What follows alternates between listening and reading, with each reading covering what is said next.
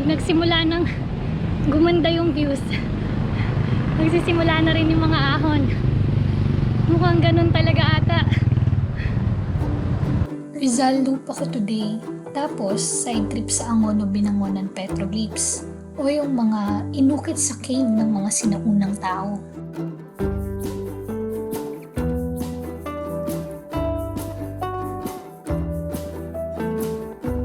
Dadaan din ako sa street murals ng Angono, which is yung art capital ng Philippines. Daming sasakyan. Ako yung trangko ngayon, so dalawa yung pwede mangyari. Una, pwede kaming mawala dahil best in ligaw din ako. Pangalawa, gagabihin kami dahil mabagal akong trangko. Nakayuko ako umahon para di ko makita yung ahonin, para di ako matakot.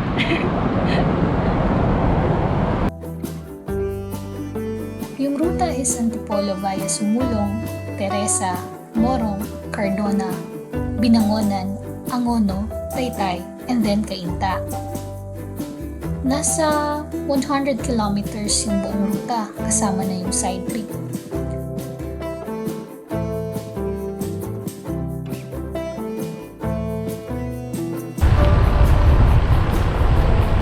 Medyo probinsya vibes na pagdating ng Morong.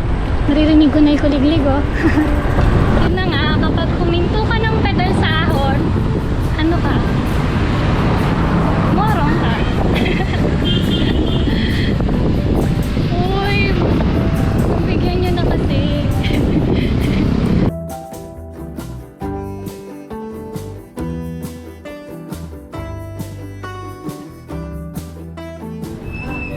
Nag-light snack lang kami, tapos 8:30, ride out na ulit kami. Antipolo. Ito na, mula dito, hindi ko na masyadong alam yung daan. So, get ready for ligaw, cars! Hindi may GPS naman. Marunong naman ako bumasa ng GPS. Hindi ko alam kung kakanan na kami. May tiwala ka naman sa akin, no? Oo naman. Sa Google Maps lang ito. Kasi baka ituro tayo sa yun lang, mabagal kami ngayon kasi hinto ng hinto, tingin ng tingin sa GPS. Pero mabagal naman talaga ako. Hindi talaga isa sa talent ko ang navigation. Kaya kahit na nadaanan ko na, medyo familiar yung itsura pero di ko matatandaan talaga yung way. Unless araw-araw ko dinadaanan. Tapos mag-isa lang dapat ako, walang sinusundan. Basta may sinusundan, hindi ko nakakabisado yung daan. Kasi umaasa lang ako dun sa sinusundan ko eh.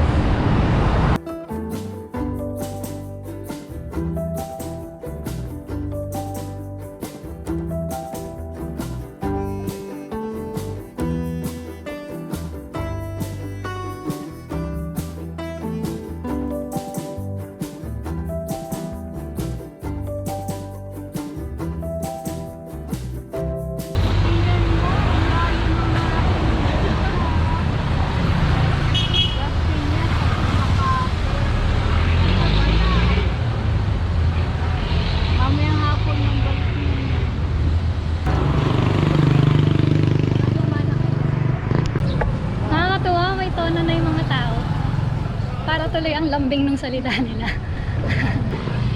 Ingat kayo, ano eh. Ganon. Cardona kami ngayon. Uhaw na ako. Tignan nyo yung tubig ko. Yellow pa rin kaya di ko mainom. Wala talaga.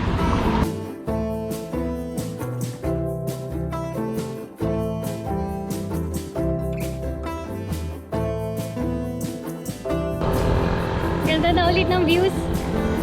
Nakakatanggal ng pagod. Pero ramdam mo pa rin init. May reward yung ahon. Manila agad, Carms. Ano to? Ba't ganon? Ba't Manila agad?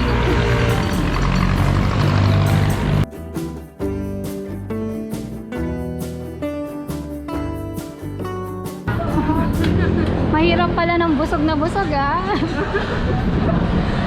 Hirap ng busog na busog kumahon, pero daming in-order. Hindi ko pala in-start yung Strava. Oh my gosh. Pabalik na kami ng loop. Nasa Binangonan na kami. Ah. Ride out ulit. Sobrang init. Kakain lang namin sa may Ate J's sa Binangonan. Dito kami sa may Quarry Road instead of sa East Beach kasi galing kami ng Rizal Loop. So, Binangonan yung labas namin instead of galing na Manila. Pag Manila kasi mas malapit yung East Reach.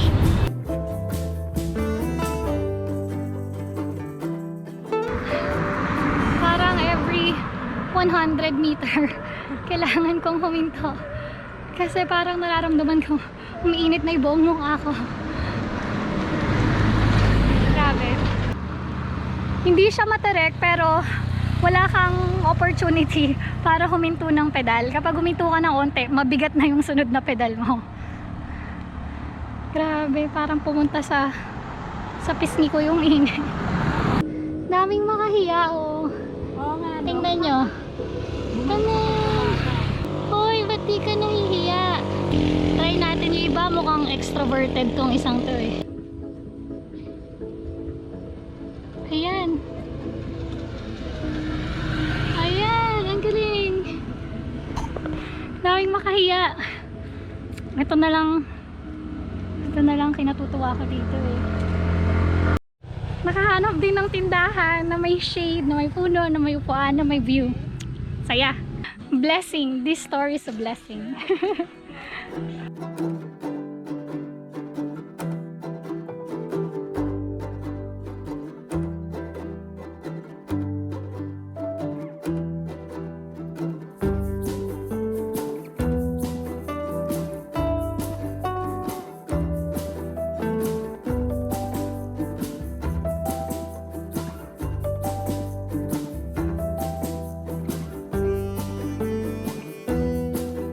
Oh my gosh, guys! Ayun yung windmill, oh!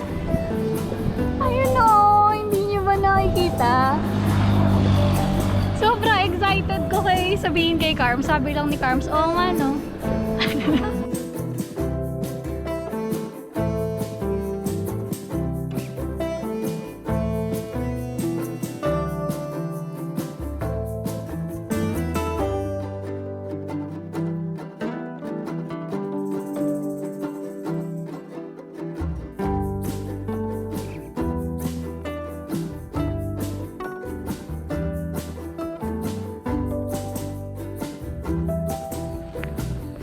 Bawal pumasok, baka daw sa January, pero no dates. Di natin alam eh kung ano mangyayari. Pero at least pwede hanggang dito. So, ang lapit lang pala. Kala ko malayo pa. As in, ayun lang yung road, oh. Ayan lang. Dito lang yung gate, tas baba ng onte. Tas, eto na yung dirt road lang, pero sobrang iksi lang. So, any bike can do. Oh my gosh, ang tarek!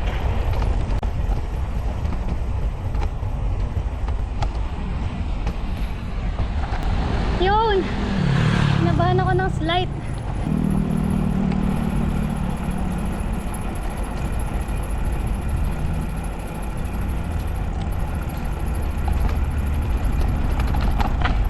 Oh my gosh! Oh my gosh! Nakakatakot pag ganito. Kapag di mo kita.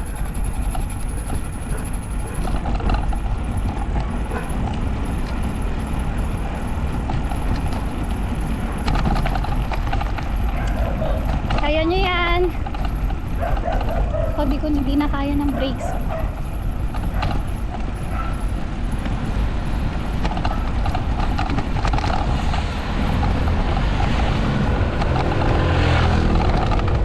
Excuse me.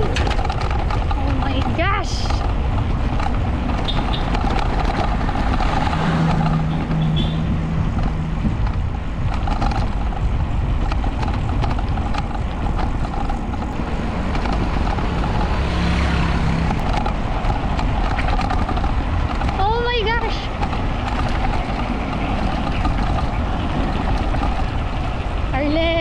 kumapit ka. Kumapit ka please bago mag-bend. Woo! Grabe! Grabe yung ahon! Grabe din yung lusong. Gilid muna ako doon papalamigin ko yung brakes. Grabe yung ahon, nakita nyo ba? Well, nilusong natin, hindi namin inahon from East Ridge eh. Pero grabe, as in, tuloy-tuloy, walang flat, walang recovery. Pagka tumukod ka, diretso ka na talaga. Grabe! Tinitingnan ko yung brakes ko kung gaano kainit. Sobrang init.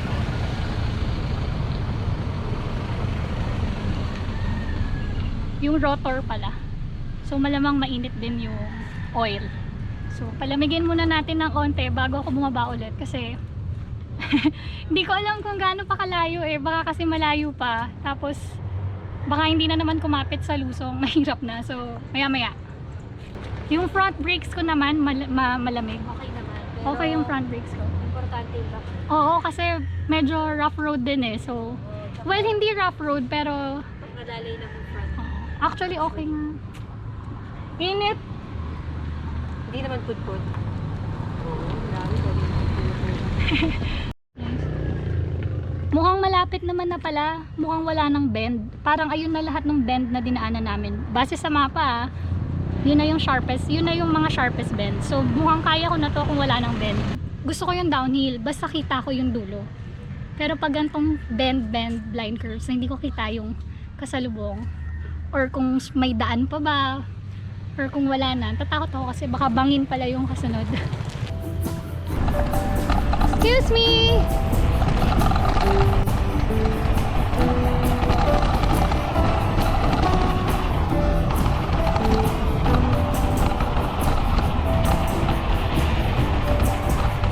Grabe! Hindi pa man din ganun ka ayos yung daan. May mga kanal na kagaya nito. So, kung mabilis na mabilis ka, baka may magbago sa momentum mo, maapektuhan yung balance mo. Grabe! Ang una na, daming pagkain. May bangus, may chicken. Uy, may samgyup! Oh my gosh!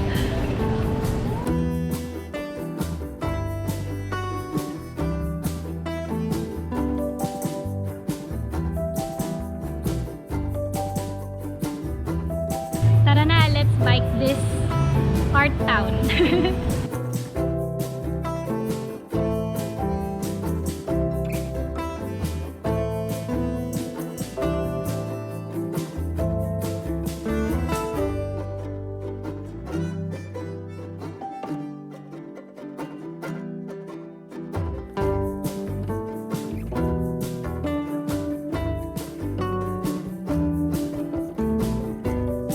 Kain muna kami, Balaw-Balaw Specialty Restaurant. Kasi nga gusto ni Carms nung exotic food something.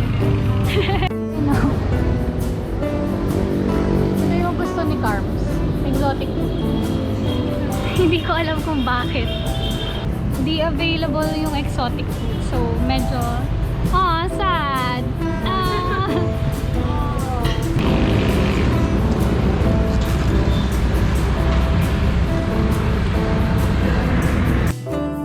Nakakatuwa kasi mararamdaman mo yung pag-iba ng bayan sa bawat padyak.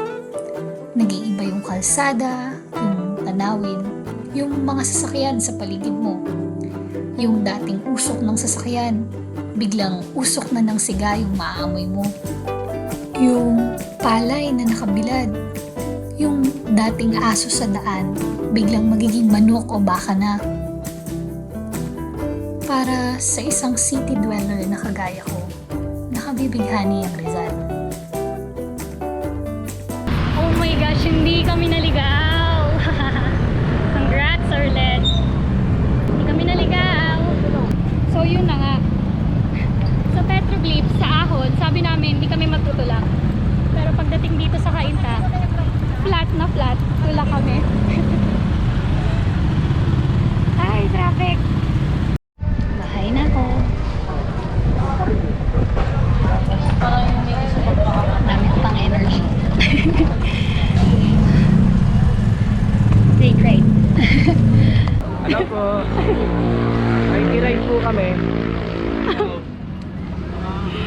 Papalo ko to.